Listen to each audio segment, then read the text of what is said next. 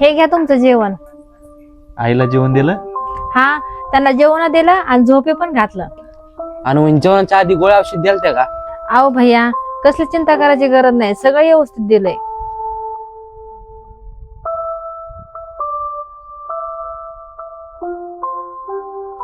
हाय, ते पण चांगले आहेत. बर,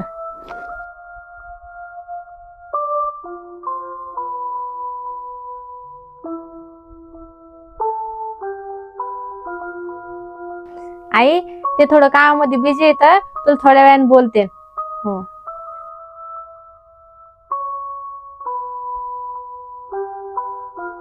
अगं कल्पना, ऐकलं का? अगं कल्पना, पोरी ऐक ना.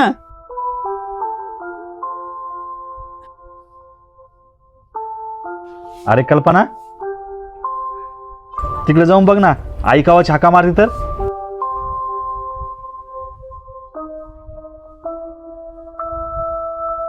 अहो, ते आईला चहा पाहिजे होता तर दिला, आणि ते आईचा फोन आला होता तर मला ऐकूच नाही आलं. कवा जर पाहिलं तर फोनवर बोलत असती, जरा घरात लक्ष दे ना. मी पण तेच सांगते, जेवढी तुमच्या आईची तुम्ही काळजी करता का, त्याच्यात थोडीफार माझ्या आईची तरी काळजी कर जा ना. एवढे वर्ष झालं, तिला कधी विचारलं का फोन लावून काय चाललंय काय नाही? नाही ना. असं काय नाही कल्पना. मग कसं आहे, मी माझ्या सासूला माझी आई मानते, आणि तुम्ही कधी मानणार?